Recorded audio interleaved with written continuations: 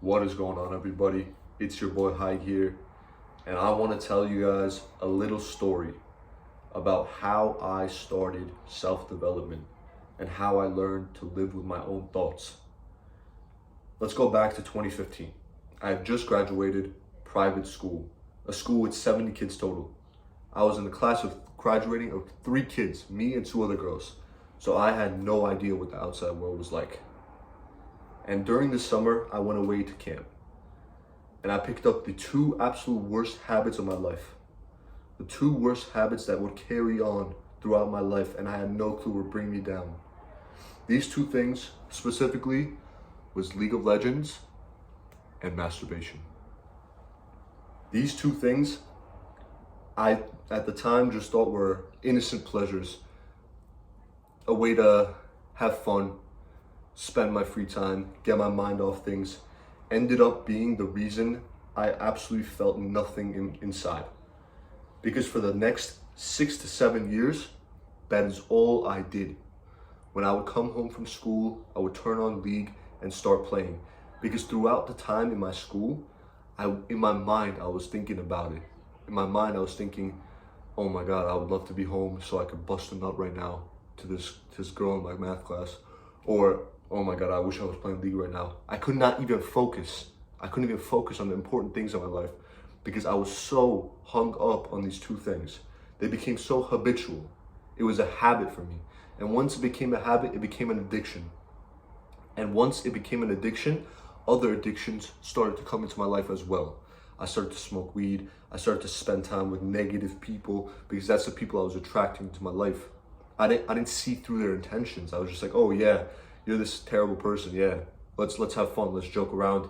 Let's fuck around. Why not? You know, I didn't really think about anything aside from those 3 things. And 4, I guess, was just like hanging out with people. I did not care. I did not have a purpose. I did not have a meaning.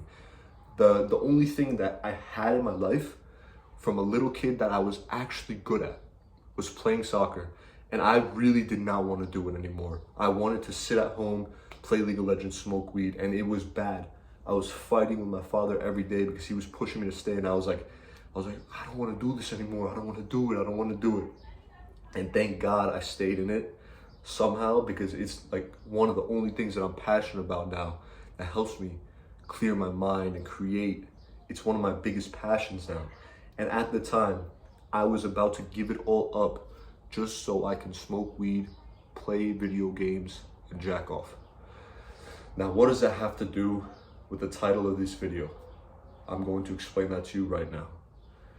When you are spending your time with all these distractions, they start to consume you. They start to consume your thoughts.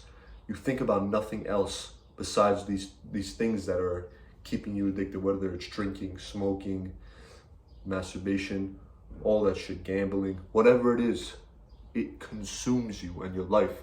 You have no goals or purpose once you're on this path. And that's why I had to stray away.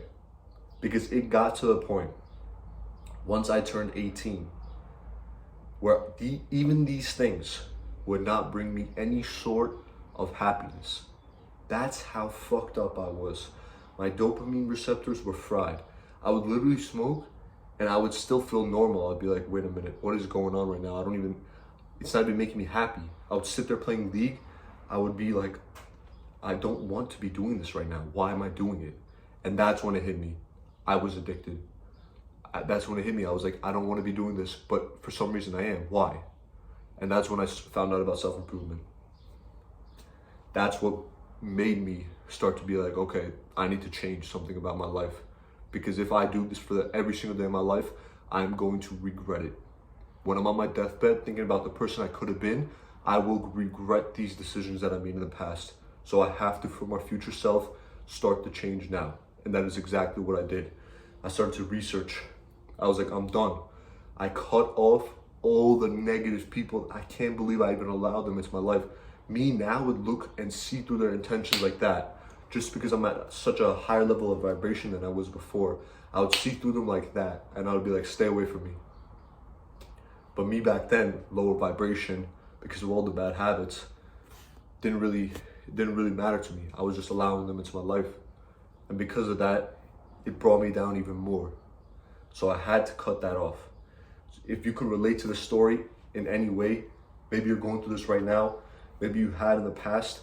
If you're going through this right now, please, for yourself, for your future self, see all your bad habits, see all the people that are holding you back, and cut it out of your life. I told myself, I'm like, no more. No more league, no more weed, no more masturbation, no more toxic people, no more negative thoughts. And I absolutely cut off everything. And I told myself I will not go back. And I did not. It was difficult, but I did not. And how I did it, I replaced them. I didn't just cut them off and do nothing. I replaced them with things that helped me. I replaced league with meditation. I replaced weed with journaling. I replaced masturbation with going on a run and doing push-ups and working on my abs and reading books. I started to collect all these good habits instead of the bad. And that's what I did with my time instead. And what this made me realize was it was all about my thoughts, because now I am in control of my thoughts. I get to control my mind and tell my mind, hey, we're waking up at 6 a.m. and going for a run, no matter how you feel. Back then, my mind would tell me, okay, we're gonna sit down and play league, and then we're gonna go and smoke a little bit of weed, and then we're gonna go jerk off, and that's it, you're done. You don't need to do anything else, you're chilling. But now, I get to control my mind, I get to control my thoughts, and it's because I cut out all the bad habits and implemented the good ones into my life. And that is how essentially you get to control your mind. Because if every day you do the right things, eventually you will start to have control over your next step. I also had a horrible habit of touching my nails, just like peeling my nails, biting my nails. And I started to see that started to go away as I cut out all the other horrible habits of my life. And it was just magic to me. I was like, wow, I didn't even know that I could be so mentally strong. But it all starts with you. You have to want to make that change for yourself and start to develop yourself into the person that you know you could always have been. Trust me, you don't want to look back and think, what could I have been, and regret it. You want to do the absolute utmost ability that you can so that you can tell yourself, I gave it my 100%. And that is all I have for this video.